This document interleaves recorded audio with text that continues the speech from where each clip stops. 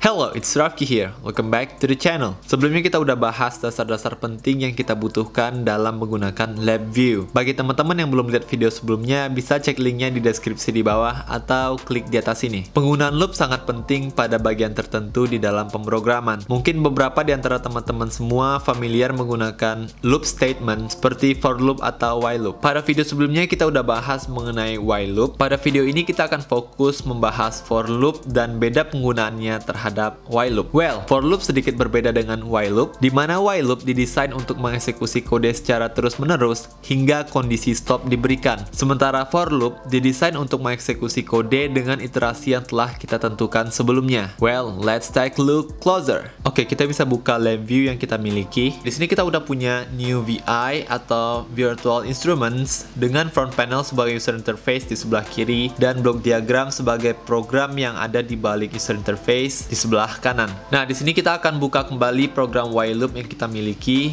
karena basically for loop nggak jauh beda dengan while loop. Oke, ini adalah program while loop yang udah kita buat pada video sebelumnya. Nah, di sini kita bisa rapikan lagi blok diagram yang kita miliki. Nah, di sini kita akan nambahin yang namanya for loop. Sama seperti while loop, for loop kita bisa tambahkan dengan klik kanan, kemudian pada structures. Di sini kita bisa lihat pada blok yang pertama itu ada for loop. Nah, kita bisa tambahkan for loop dengan cara klik, kemudian kita bisa drag seperti while loop. Atau alternatifnya teman-teman bisa klik kanan, kemudian replace with for loop. Seperti itu. Oke, kita bisa back dulu. Nah, di sini kita bisa lihat for loop memiliki tampilan yang sedikit berbeda dengan while loop. Kita nggak lagi menggunakan stop condition terminal yang ada pada while loop, karena seperti yang udah dijelasin tadi, for loop prinsipnya akan melakukan eksekusi dengan iterasi yang udah kita tentukan sebelumnya, sementara while loop hanya berhenti apabila kita memberi input true pada stop condition yang ini. Nah, di sini pada sudut kiri atas kita bisa lihat ada yang namanya loop count terminal. Di sini kita bisa beri input nilai. Dan nilai ini akan menentukan berapa kali loop ini akan mengeksekusi program yang ada di dalamnya. Sebagai contoh, di sini kita akan beri loop ini akan mengeksekusi program sebanyak 5 iterasi. Oke, lebih kurang seperti itu. Nah, di sini kita akan tambahin yang namanya random number. Kita bisa ubah menjadi integer. Nah, di sini ada upper bound sama lower bound. Nah, jadi pada dasarnya random number adalah sub VI. Sub VI akan kita bahas pada video selanjutnya yang mengenerates random value atau nilai-nilai yang berbeda sesuai dengan range yang kita inputin. Misalnya di sini kita akan berikan constant 10. Kemudian yang lower bound kita akan kasih 0. Jadi prinsipnya random number ini akan memberikan kode acak random dengan range nilai 0 sampai dengan 10. Nah, di sini kita akan jumlahkan. Kita bisa kasih 10. Oke, kemudian hasilnya bisa kita kasih indikator. Nah, di sini output. Nah, sama seperti while loop. Jadi pada for loop kita juga harus mendesain atau memberikan pewaktuan pada loop ini untuk melakukan iterasi untuk menghemat kinerja dari CPU. Kita bisa copy dari while loop. Oke, kemudian di sini kita bisa rapin front panelnya. Oke, semoga ini kelihatan. Nah, di sini kita udah tahu sedikit perbedaan struktur antara while loop dan for loop. Jadi kita bisa hapus yang while loop. Kita bisa rapiin block diagram. Oke, jadi di sini kita udah bisa run for loop yang kita miliki. Di dalam for loop kita punya nilai random number 0 sampai 10, di mana sub VI ini akan mengenerate atau memberikan nilai random atau acak dari 0 sampai dengan 10, kemudian akan ditambahin dengan 10. Nah, di sini kita akan monitoring output dari for loop ini. Kita bisa run programnya dan kita bisa lihat hasilnya pada output for loop front panel. Nah, di sini teman-teman bisa lihat setelah 5 iterasi, maka LabVIEW akan berhenti atau stop mengeksekusi program. Karena kita udah input pada loop count itu hanya ada 5 iterasi. Nah, jadi lebih kurang seperti itu. Dan apabila kita beri 10 iterasi, maka loop ini akan mengeksekusi program yang ada di dalam loop ini sebanyak 10 kali.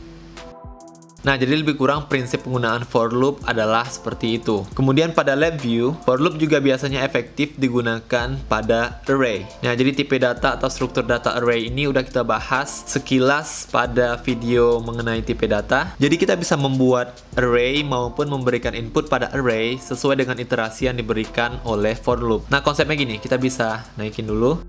Oke, nah pada output yang ini kita akan wire keluar dari frame yang ada di sebelah kanan. Di sini kalau teman-teman perhatikan ada yang namanya auto index tunnel. Nah, jadi prinsipnya auto index tunnel ini berperan secara otomatis mengingat atau merekam nilai yang diberikan dari setiap iterasi. Kita bisa create output pada auto index tunnel ini atau indikator. Nah, di sini teman-teman bisa lihat pada blok array kita bisa tarik, kita buat 5 aja. Nah, karena 5 iterasi, maka array yang akan dikeluarkan dari for loop ini adalah sebanyak 5.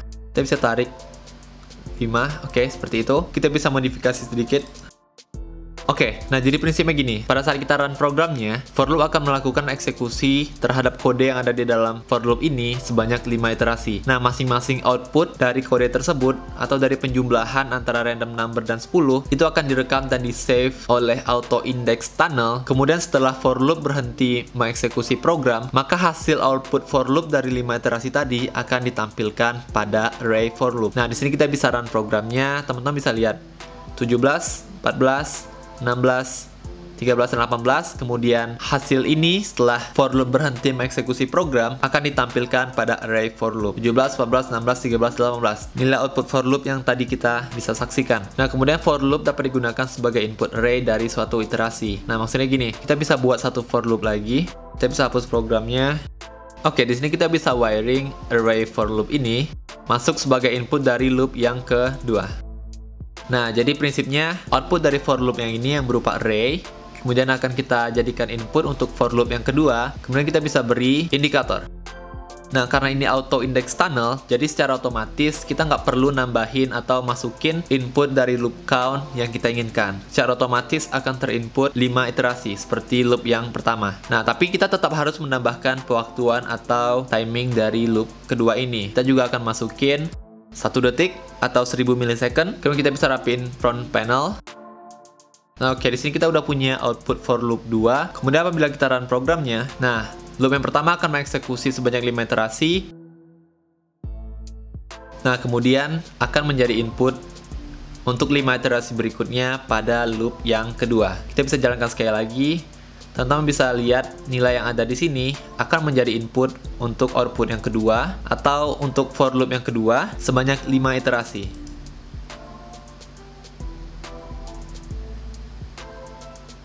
Nah, 11, 14, 19, 14, dan 11.